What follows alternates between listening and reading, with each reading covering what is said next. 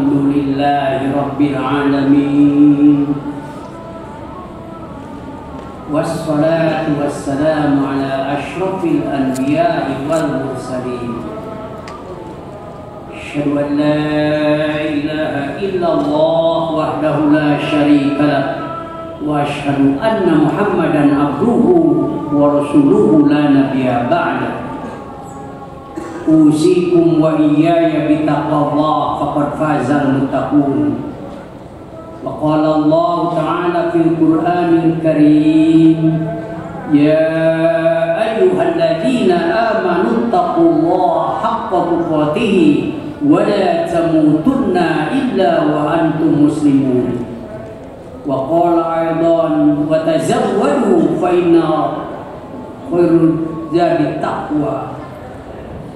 Jamaah rahimakumullah yang mengharap ridha dan maghfirah Allah Subhanahu wa taala, mudah-mudahan kita selalu dalam maghfirahnya, juga keluarga kita, bahkan kita juga memohon supaya kesehatan pun selalu diberikan kepada kita sekalian, baik kesehatan lahir apalagi kesehatan batin. Ketakwaan adalah salah satu bagian penting dalam kehidupan kaum muslimin. Karena itu kalimat takwa dalam Al-Quran sungguh banyak sekali. Baru juga kita membaca Al-Quran misalnya pada surat yang pertama atau yang kedua, sebut saja sudah surat Al-Fatihah. Ya, di situ Allah berfirman, A'udzubillahi minasyaitonir rajim, bismillahirrahmanirrahim. Alif lam mim. Dzalikal kitabu hudan lil muttaqin. Jelas sekali. Alkitab yang diturunkan Allah Subhanahu wa taala pada Muhammad sallallahu alaihi wasallam, yaitu kitab yang terakhir, yaitu Al-Qur'an. Karena Rasul sallallahu alaihi wasallam juga adalah sebagai rasul terakhir, maka bekal kehidupan kita adalah Al-Qur'an itu. Karena itu Allah mengingatkan, wa tazawwadu, dan berbekalah kalian, fa inna khairaz zadi taqwa, karena sebaik-baiknya bekal adalah ketakwaan. Jamaah rahimakumullah, dalam kehidupan kita setiap hari tentu saja banyak sekali, bukan hanya mengganggu keimanan kita, tetapi menggoda kehidupan kita. Walaupun secara lahiriah tidak mengganggu terhadap keimanan. Sebut saja sesuatu yang sering juga saya sampaikan oleh gaya hidup kita keseharian. Apa sebenarnya gaya hidup itu? Sudah berulang-ulang saya katakan, pertama, hidup itu jangan berlebihan, karena Al-Quran mengingatkan kita. Wa kulu washrabu wa la tusrifu innahu la yuhibbul musrifin. Makanlah dan minumlah. Wa la tusrifu, jangan israf. Israf itu berlebihan. Innahu la yuhibbul musrifin, karena Allah tidak menyenangi orang-orang yang berlebihan. Karena itu baca diri kita, keseharian kita, apakah ada berlebihan dalam hidup ini, atau ada di situ kita memanfaatkan hidup ini untuk ibadah pada Allah Subhanahu wa taala. Ibadah sudah diatur oleh Allah. Di situ sholat wajibnya, sholat sunatnya sudah jelas sekali, qobliyah, ba'diyah. Bahkan ada yang ba'diyah saja, ada yang qobliyah, tapi tidak ada yang qobliyah ba'diyah. Salat sunat sengaja diatur oleh Rasulullah sallallahu alaihi wasallam untuk mendampingi yang dinamakan salat wajib yang kita lakukan setiap hari. Tidak lama salat itu, tapi kenapa orang-orang itu tidak mau salat? Yang kedua, walaupun mau sholat tetapi dia jarang atau tidak datang ke masjid kecuali hari Jumat saja misalnya, itu pun adalah suatu kekurangan yang tampak. Karena Rasul Sallallahu Alaihi Wasallam mengingatkan kepada kita sekalian juga bahwa sholat di masjid adalah merupakan keniscayaan. Jangan ditinggalkan masjid itu selama kita masih mampu untuk datang ke sana. Karena itu kalau melihat di masyarakat, ya, kalau Jumat ramai, tapi kalau selain hari Jumat entah kemana mereka sholat sih sholat, katanya saya juga di kantor, di kamar gitu, sendirian atau dengan keluarga, ya. Tapi bagaimanapun sholat yang wajib kita laksanakan, antara lain sholat Jumat seperti sekarang ini, yang di situ ada maghfirah Allah Subhanahu Wa Taala, tapi juga watazawwadu wa anna khairul zadi taqwa. Berbekalah kalian karena sebaik-baiknya bekal adalah ketakwaan. Ketakwaan itu apa? Tentu saja melaksanakan rukun Islam, rukun iman, ya, yang 6 itu sudah jelas sekali kita imani. Kalau akan melakukan sesuatu yang dilarang oleh Allah, ingat pada rukun iman. Karena banyak orang-orang rukun iman tahu, hafal malahan, tapi apa yang dilarang oleh Allah itu selalu dilanggar istilahnya, ya.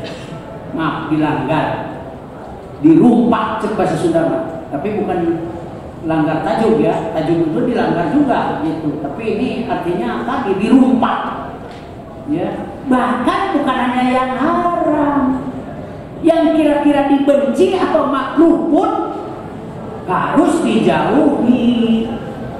Yang makruh, ya. Nah, salah satu contoh yang sedang ramai beberapa waktu yang lalu, yang makruh misalnya, apa itu?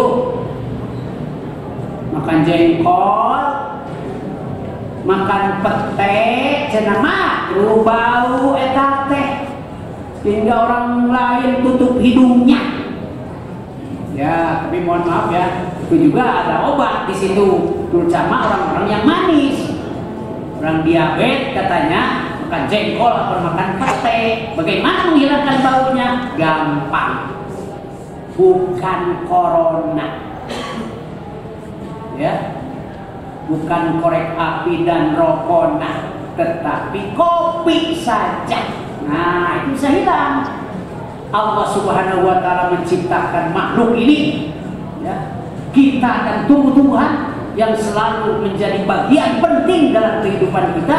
Ternyata itu ada bagian bahwa di situ juga untuk mengobati kehidupan manusia, bukan hanya kenyang saja makan dan minum itu, tapi ngandung obat atau tidak. Tapi bagaimanapun tidak boleh orang makan minum itu berlebihan, karena penyakit nanti akan muncul juga dengan kehidupan seperti itu.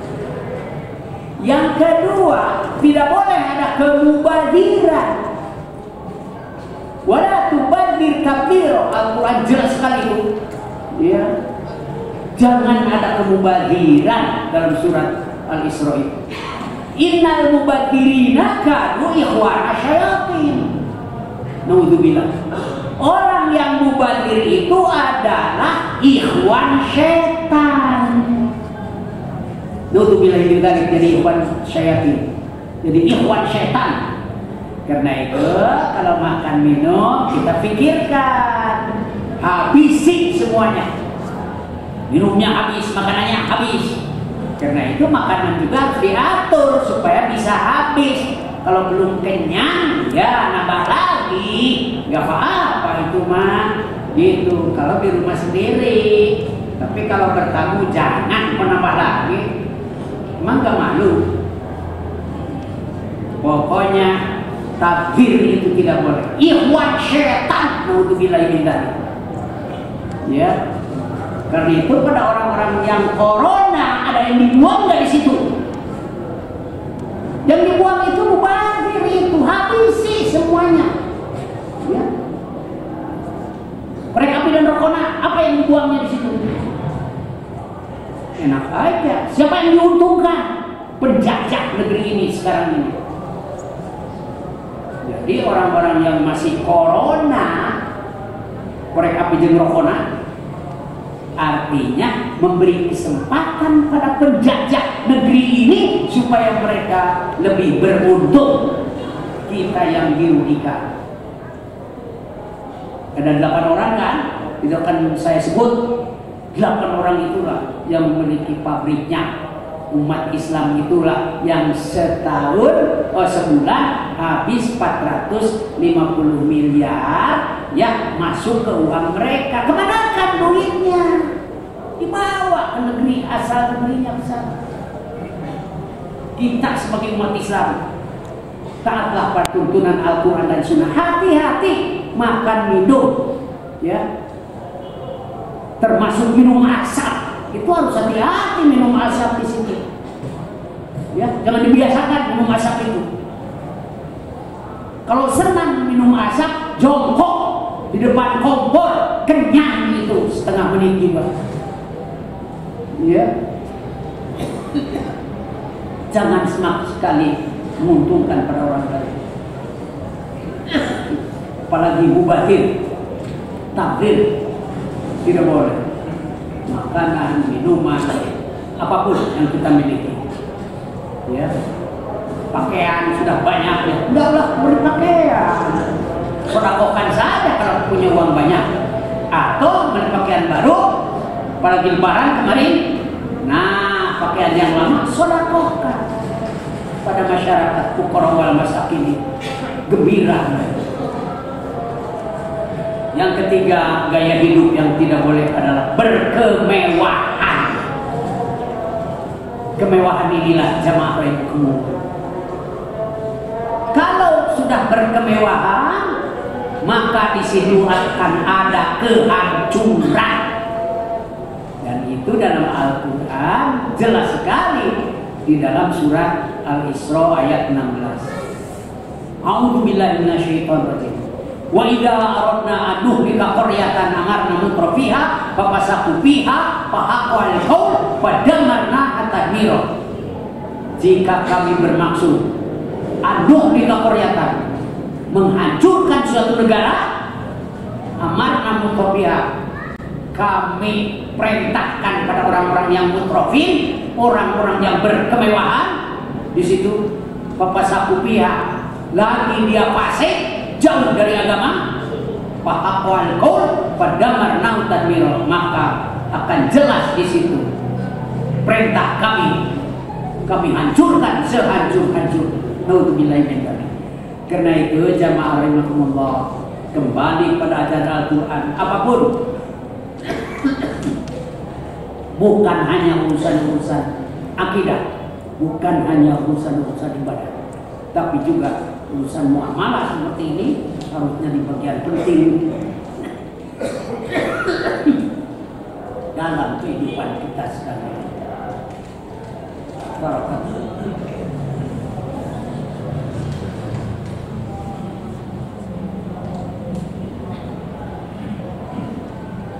Alhamdulillahil hadana li hada wa ma kunna linahtadiya laula an hadana Allah.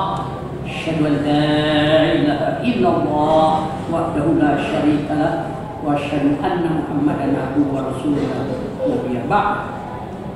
Qala Allah ta'ala fil Qur'anil Karim, wa tazawwadu fa inna khairaz zadi taqwa. Berpakaianlah kalian, sebaik-baiknya pakaian adalah takwa. Ketakwaan yang sering kita baca dalam Al-Quran tentu saja bagian penting dalam kehidupan kita sekalian. Ketakwaan itu pakaian kita, jangan dibuka dimanapun. Takwa harus jadi pakaian, ya. Apalagi dalam pergaulan-pergaulan, ya. Mungkin pergaulan di rumah, pergaulan dengan anak-anak, pergaulan di kantor, misalnya di tempat kerja dan lain sebagainya. Harus ingat pada takwa. Takut pada Allah. Ini tidak halal, takut pada Allah. Ini dilarang, takut pada Allah. Karena itu jamaah rahimakumullah, kalimat Allah, kalimat tauhid harus menjadi bagian penting dalam kehidupan kita sekalian. Kita sering mengatakan alhamdulillah. Apalagi kalau ada rezeki, subhanallah. Kalau ada kesusahan, ditambah lagi umpamanya sakit atau malah ditambah lagi kecelakaan, kita kembalikan semuanya kepada Allah. Inna lillahi wa inna ilaihi raji'un. Karena itu kalimat takwa yang harus menjadi pakaian kita, di situ jelas sekali kalimat Allah yang harus jadi perhiasan daripada ucapan kita, dari bibir kita, bukan yang lain-lain. Jamaah rahimakumullah, sekali lagi pakailah, berbajulah dengan ketakwaan ini. Mudah-mudahan kita selalu dalam muttaqin, dan kita pulang pada Allah pun membawa sifat al-muttaqin. Mudah-mudahan Allah mengampuni dosa kita semuanya, yang besar yang kecil, sengaja tidak disengaja, terasa ataupun tidak terasa. Dosa orang tua kita yang ada ataupun telah tiada, mudah-mudahan mereka selalu dalam maghfirah-Nya. Juga para tokoh-tokoh yang ada di universitas ini, yang dulu sudah bekerja keras membangun, lalu dilanjutkan oleh generasi selanjutnya, harus mengikuti pula bagaimana mereka itu supaya dalam kejujuran, dalam ketaatan, dalam ketakwaan pun mengikuti terhadap tokoh-tokoh yang sudah menjadi uswah hasanah di kampus ini.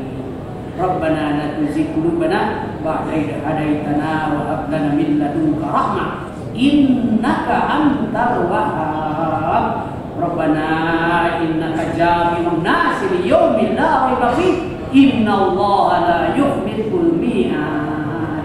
Wassalamualaikum warahmatullahi wabarakatuh.